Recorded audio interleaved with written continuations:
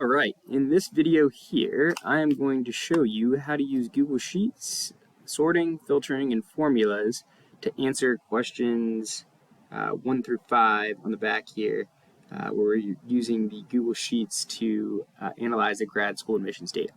So the first thing that it's asking us to do is asking us to sort the data according to GPA, and then it's asking what's the highest of any applicant, what's the lowest. So before we do any sorting, we could sort this without adding on a filter, but the next questions are going to ask us to applying some filters here. So let's just go ahead and do that now. To add the filter, you hold Control and then press A on your keyboard. Make sure that you're in the actual spreadsheet itself. So if it doesn't work the first time, click on the spreadsheet and then it should work. And then after you've done that, Control A, you should have all your data highlighted. Then go ahead and click on Data and add Create a Filter. So now we have this filter on here, and it wants us to sort the data set according to GPA from highest to lowest and lowest to highest. So if we go to GPA and we click on this little drop down here, we can sort from A to Z. That will be lowest to highest.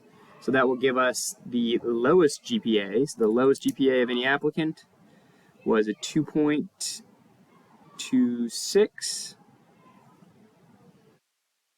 And then if we change the way we sort this thing, and we go from Z to A, that'll give us the highest GPA, and it looks like the highest GPA is a 4.0. So the highest GPA is a 4. Okay, so we got that first question. That was pretty easy. All we had to do was put the filter on and then do a little bit of sorting. Okay, so then the next question is asking us for the 5-number summary for the GRE score. So if we just want to do work or want to just do data analysis on one variable, the easiest thing to do is just to copy that variable and then create a new spreadsheet for it. So if we click on the GRE and we go copy and we add a new sheet down here and we just paste that, that will make that a lot easier for us because now we can create a table over here to include the 5-number summary. So remember, the 5-number summary includes a minimum, Q1, the median, Q3, and the maximum. And then to actually calculate these numbers, remember it's just a formula. It's equals quartile, same function for every single one. And there's 2 inputs we need to give it. The first is all of the data points. So we just click on this A to A, that's the first, and then comma, and then which quartile do we want. So in this case, we're finding the minimum, that is the 0th quartile. It's the lowest number there. So the lowest number that we have in terms of GRE is 220. And we knew that from CODAP when we did that initial sorting through the data. And the formula is the same for Q1, so equals quartile. Only difference this time is that instead of looking for the minimum, we're looking for the first quartile, so the quartile number will be 1. So the first quartile, the 25th percentile, is 520. To find the median, same thing, equals quartile, same data, but this time we're doing the second quartile, which is also the median. So that's 580. You already know the deal. Same data, but we're going for the third quartile.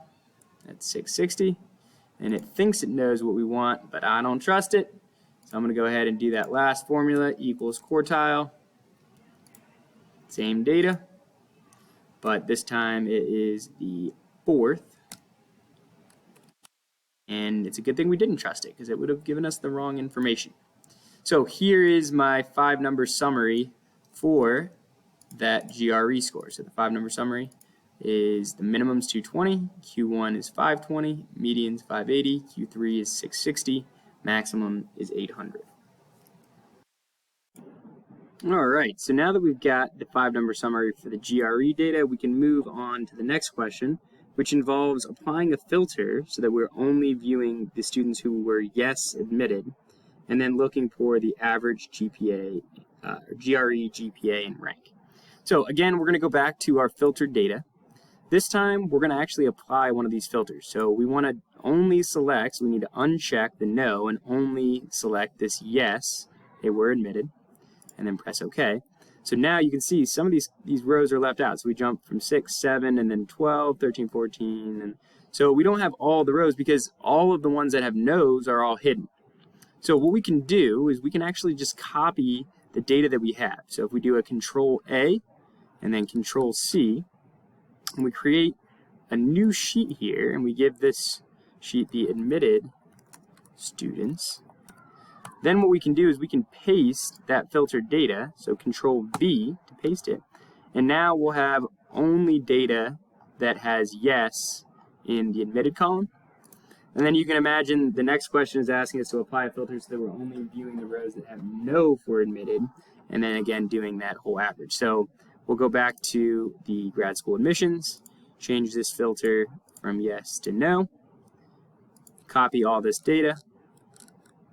So Control A, Control C, and then we'll create one new tab. We'll call that Denied Students. And then we can go ahead and paste in all the denied students. So all of the data in the denied students is only students who were not admitted. All of the data that's in the admitted students is only students that were admitted. Okay, so now we can go ahead and find these averages. So the three averages that we were supposed to find were average GRE, average GPA, and then average rank. And we're going to do that for both the students who were admitted, but we're also going to do it for the students who were not admitted. So we can just copy those labels, and then all we have to do is use some formulas, or maybe we can use some tools in the spreadsheet to find these numbers. Okay, so average GRE, well, that's this column right here. And actually, there's a really cool tool that's built into Google Sheets called column statistics. If you want to quickly figure out some basic statistics for one variable that's in a column, all you have to do is click on that column, and then if you look down in this bottom right corner, it'll give you things like the average, the sum, the minimum, the maximum. So in this case, we just want the average, and it looks like the average GRE for students that were accepted is a 618.89, so we can just round that up to a 619. And then we'll do the same thing for GPA. Just click on that column that has GPA and look at your average, so 3.49 for GPA. And we'll do it one more time for rank, 2.15. So those would be our averages for students who were admitted. Now let's compare that to students who were denied. So same process, except this time we have different data. Click on the GRE, and we can see that, oh, now the GRE average is a little bit lower. It's a 573.18. We'll just run that to a 573. So the average GRE for students who were denied, a little bit lower than the average GRE for students who were accepted. Let's see if this trend continues. So for GPA, if we click on that, we look, 3.34 for students who were denied, 3.34. The average GPA for students who were accepted is a 3.49. So again, if you want to get accepted, you got to have a higher GRE and a higher GPA. And then the rank, so if we're comparing that, we just need to do one more calculation here. So if we look for those students who were denied, their average rank was 2.64. And that appears to be a little bit lower than the average rank for students who were accepted to grad school. So it must mean that the higher you are ranked, the worse like it is. So a ranking of 1 would mean that you're in like the top 25%. A ranking of 2 would be that you're in like the second 25%, 3 would be third 25%, and then 4 would be in the bottom 25%. So there are your statistics. That's how to calculate those. Don't forget how to do that, and we'll see you at the exam.